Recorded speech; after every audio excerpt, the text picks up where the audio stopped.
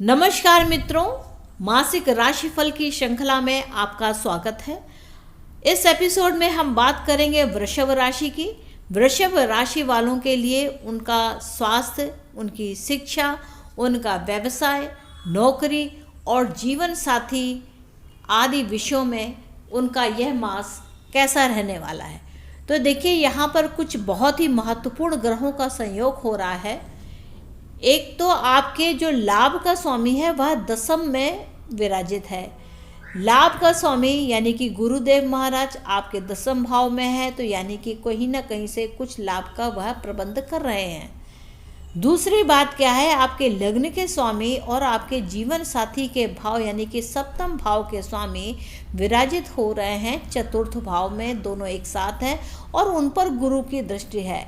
तो कहीं ना कहीं से आपके घरेलू जीवन और आपके सामाजिक जीवन पर शुभ ग्रहों का यहाँ पर पूर्ण प्रभाव दिखाई दे रहा है।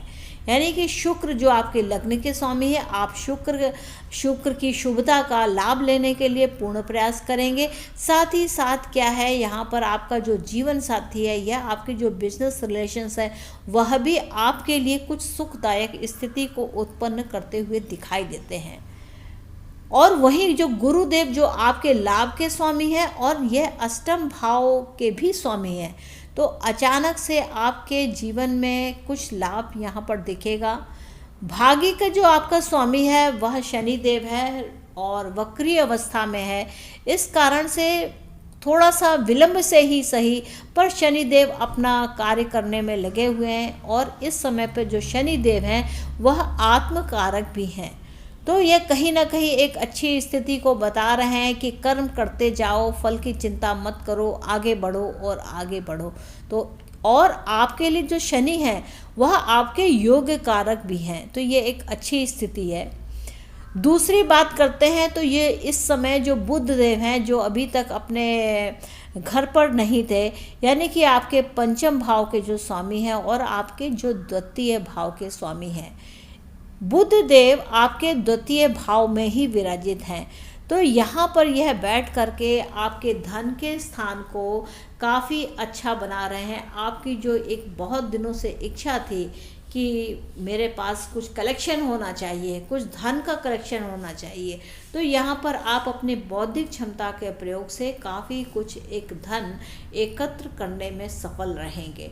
तो ये कुल मिला के यहाँ देखें तो यहाँ शुक्र की स्थिति अच्छी है, यहाँ पर मंगल की स्थिति अच्छी है, गुरु की स्थिति बहुत अच्छी है और शनि भी अपने ही भाग्य में है, भाग्य भाव में है। धीरे धीरे परंतु आपको काम आपके लिए बनाते रहेंगे।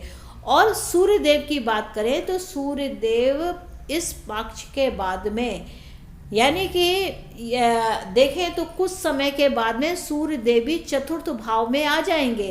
तो यह माता के लिए तो थोड़े से कष्टकारी होंगे, पर आपका अपने घर में एक वर्चस्व होगा।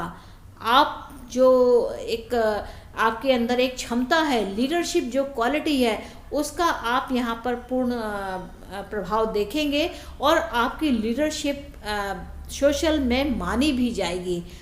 जो चीज़ आपकी घर से शुरू होगी वह बाहर जा कर के रिफ्लेक्ट होगी।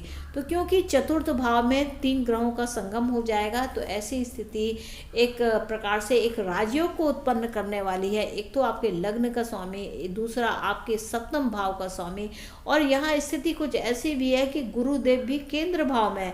तो इस तरीके से जो आपका केंद्र है वह काफ़ी कुछ एक सक्रिय हो जाएगा और आपको बहुत ही सुंदर और अच्छे परिणाम देने वाला होगा। तो यहाँ देखें क्या कि जो शिक्षा के क्षेत्र से जुड़े हुए जो छात्र हैं उनकी वाणी बहुत दमदार होगी। वह अपनी वाणी का प्रयोग करके बड़े बड़े कार्यों को उनका समाधान निकाल लेंगे। साथ ही साथ क्या है, जो जीवन साथी को लेकर के उन्हें विवाह से जिनका हो चुका है वहाँ पर उनका जीवन साथी उनको पूर्ण सहयोग देने वाला है। और नौकरी की अगर बात करें तो अभी थोड़ा सा कुछ विलंब है, परंतु कार्य निश्चित रूप से पूर्ण होगा। और देखा जाए तो यह स्थिति बहुत दिनों के बाद बनी है। 1-2 साल से तो काफ़ी स्थिति अच्छी नहीं थी। ग्रहों का इधर उधर रहना और अच्छे परिणामों को ना देना, यह एक बहुत ही चिंता का विषय था। परंतु अब स्थिति कुछ बदल गई है और आप कुछ समय बाद देखेंगे कि जो आपके 10वें भाव में जो नेपच्यून है, प्लैनेट है, वह भी अपना राशि परिवर्तन करेगा, परंतु कुछ समय के बाद में। तो जो आपके नेपच्यून जो है वह लाभ भाव में हो जाएंगे, तो आप ऐसी सुंदर सुंदर योजनाओं को लेकर के आएंगे और उनके जो रिजल्ट्स होंगे वह बहुत ही ज़्यादा लाभप्रद स्थिति में रहेंगे। तो मित्रों, ये था वृषभ राशि का मासिक राशिफल और आशा है कि आपको मेरा यह एपिसोड अच्छा लगा होगा। और आपने अगर मेरे इस एपिसोड को एंजॉय किया है तो आप मेरे इस चैनल राशिफल को सब्सक्राइब करें। मेरा एक और भी चैनल है जो एस्ट्रो टॉकीज के नाम से है, जिसमें मैं विशुद्ध रूप से ज्योतिष के संबंध की कुछ बहुत ही ज़्यादा महत्वपूर्ण जानकारियों के विषय को लेकर के आपके समक्ष रखने का प्रयास करती हूँ। जो जातक ज्योतिष सीखने का कार्य कर रहे हैं उनके लिए वह बहुत ही लाभप्रद है। और इस बीच में क्या था कि बहुत सारा मेरे पास यह एक रिक्वेस्ट आता था कि आप मासिक राशिफल को लेकर के आएँ। तो मासिक राशिफल को एक जगह रखने के लिए मैंने इस दूसरे चैनल का निर्माण किया, जिसका नाम ही है राशिफल। इसके साथ साथ इस चैनल में मेरा गीता के संदेश को भी देने का एक इच्छा रही कि मैंने जो भी कुछ सीखा है उस संदेश को मैं आप लोगों के साथ भी शेयर कर सकूं, क्योंकि यह जो गीता का संदेश है वह आपके जीवन को बनाने में बहुत ही सहायक है। अगर आप वह काफ़ी कुछ सहायक है आपके व्यक्तित्व के विकास को करने के लिए। तो मित्रों, मुझको आज्ञा दीजिए, नेक्स्ट एपिसोड में हम मिलेंगे मिथुन राशि को लेकर के। तब तक के लिए नमस्ते। और हाँ, मेरा चैनल ज़रूर सब्सक्राइब कीजिए, राशिफल भी और एस्ट्रो टॉकीज भी।